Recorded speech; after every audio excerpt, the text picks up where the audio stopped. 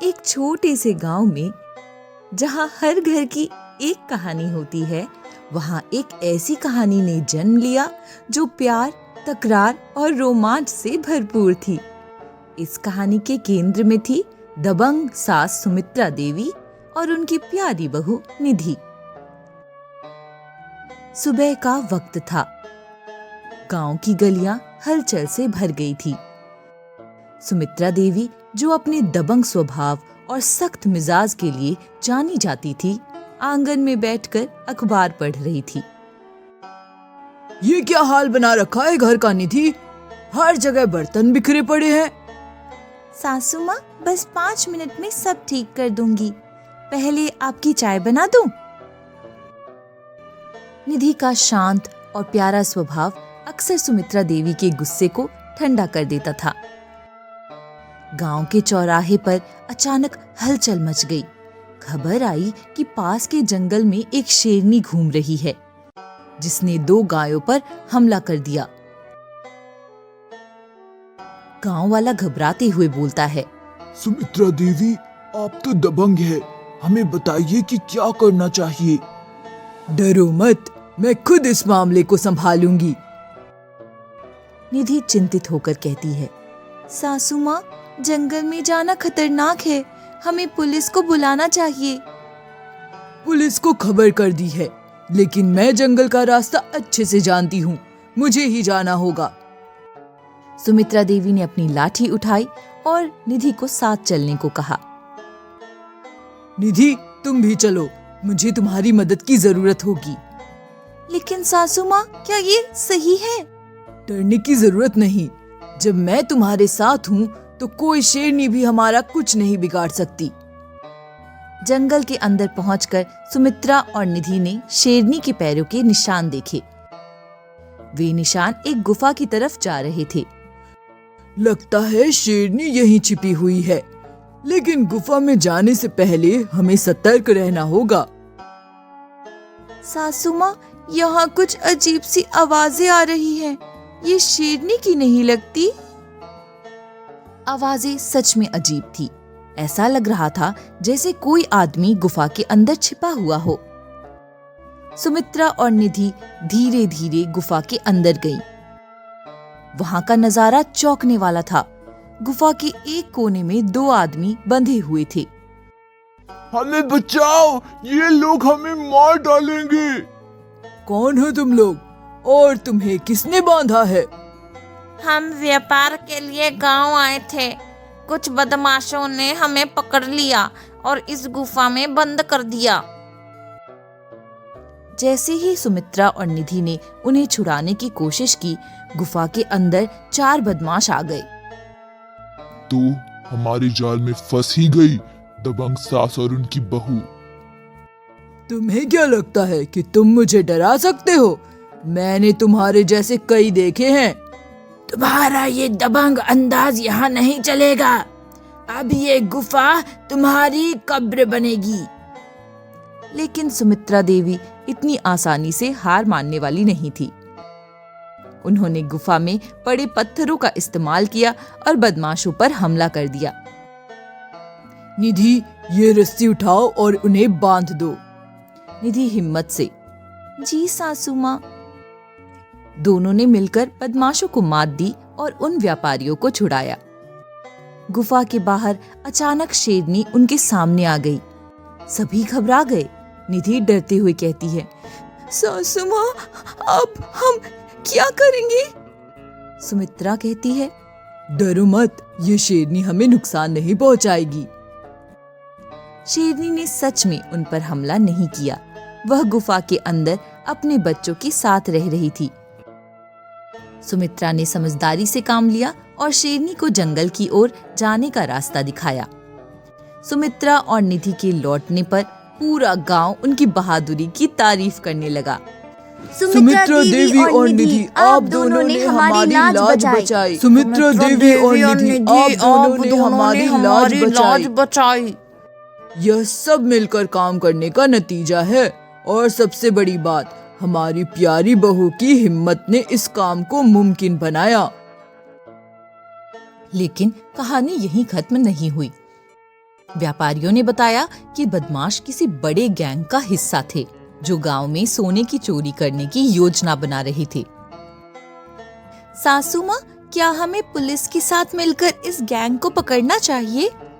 बिल्कुल, इस बार भी हम सच का पर्दाफाश करेंगे।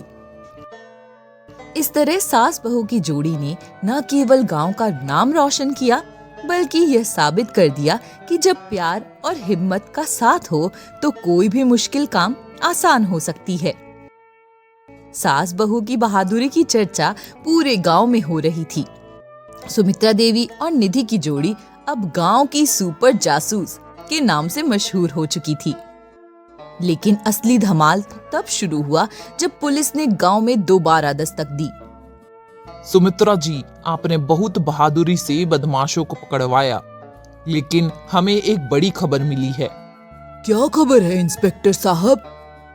वो गैंग का सरगना अभी भी आजाद है और वो गांव में ही छिपा हुआ है। क्या? लेकिन वो तो जेल में होना चाहिए था। हमें शक है कि वो किसी गांव वाले की मदद से भागने की फिराक में है। हमें आपकी मदद चाहिए। अगर वो यही है तो हम उसे पकड़ कर रहेंगे। सुमित्रा और निधि ने अपने तरीके से मामले की तहकीकात शुरू कर दी। निधि, हमें उस गुफा में फिर से जाना होगा। मुझे यकीन है कि वहाँ और भी सुराग छिपे हैं। सासू माँ, लेकिन इस बार हमें और सतर्क रहना होगा। बिल्कुल, और इस बार गांव के दोनों छोटे लड़के रोहन और विक्की को भी साथ ले चलते हैं। वो गांव के हर कोने को अच्छे से जानते हैं। सुमित्रा, निधि, रोहन और विक्की गुफा के अंदर पहुंचे। इस बार गुफा का माहौल पहले से ज्यादा डरावना और रहस्यमय लग रहा था। सुमित्रा आंटी, ये जगह तो बहुत खतरनाक लग रही है। डरने की जरूरत नहीं विक्की, तुम्हारी सुमित्रा आंटी यहाँ सब संभाल लेंगी। गुफा में छानबीन के दौरान उन्हें एक छिपा हुआ दरवाजा मिला। सासू माँ, ये दरवाजा पहले तो नहीं था। लगता है यही वो जगह है जहाँ बदमाशों ने कुछ छिपा रखा है। जब उन्होंने दरवाजा खोला तो वहाँ एक पुराना लोहे का बॉक्स रखा था। रोहन कहता है, इसमें क्या होगा? सुमित्रा सावधानी से, इसे खोलने से पहले हमें देखना होगा कि इसमें कोई चाल तो नहीं है। सुमित्रा ने लाठी से बॉक्स को खटखटाया। जब कुछ संदिग्ध नहीं मिला तो उन्होंने बॉक्स खोला। अंदर एक नक्शा और कुछ सोने के सिक्के थे। ये नक्शा किसका है? मुझे लगता है कि उस गैंग के सरगना के अगले ठिकाने का नक्शा है। हमें इसे पुलिस को देना होगा। गुफा से लौटते ही सुमित्रा और निधि को गांव में एक अजीब बात पता चली। रामू काका, जो गांव के सबसे सीधे साधे इंसान माने जाते थे, अचानक गायब हो गए थे। एक गांव वाला कहता है, रामू काका के घर का दरवाजा खुला था, लेकिन वो कहीं नजर नहीं आ रहे। रामू काका और इस गैंग का क्या कनेक्शन हो सकता है? सासू माँ, कहीं ऐसा तो नहीं कि रामू काका ही उस सरगना की मदद कर रहे हो? संभव है। हमें रामू काका के घर जाकर सबूत ढूंढने होंगे। सुमित्रा और निधि ने रामू काका के घर की तलाशी ली। वहां उन्हें एक संदिग्ध चिट्ठी मिली। मिलने की जगह वही पुरानी गुफा होगी। समय आधी रात। इसका मतलब रामू काका सच में गैंग से जुड़े हुए हैं। अब हमें आधी रात को गुफा में जाकर ये देखना होगा कि वहाँ क्या हो रहा है। सुमित्रा, निधि और दोनों लड़के रात के अंधेरे में गुफा के पास पहुंचे। सुमित्रा धीरे से कहती है, सब चुप रहना। अगर कोई हरकत दिखे तो तुरंत बताना। गुफा के अंदर बदमाश और रामू काका आपस में बात कर रहे थे। तुमने हमारे लिए बहुत अच्छा काम किया रामू, लेकिन अब तुम्हारा काम खत्म हुआ। रामू काका घबराते हुए, मतलब आपने कहा था कि मुझे कुछ नहीं होगा? सरगना हंसते हुए कहता है, हाँ, हम पर भरोसा करना सबसे बड़ी गलती थी। सुमित्रा और निधि ने मौका देखकर गुफा के अंदर धावा बोला। सुमित्रा गरजते हुए कहती है, ये गांव तुम्हारे जैसे बदमाशों का ठिकाना नहीं बनने दूंगी। ओह, तो ये दबंग सास खुद यहाँ चली आई। अब तुम हमारी कैद से नहीं बच पाओगी। निधि चतुराई से कहती है। कैद? पहले अपनी जान बचा लो। निधि ने गुफा की दीवार पर लटकती रस्सी खींच दी, जिससे एक बड़ा पत्थर सरगना और उसके साथियों के बीच गिर गया। गुफा के बाहर पुलिस इंतजार कर रही थी।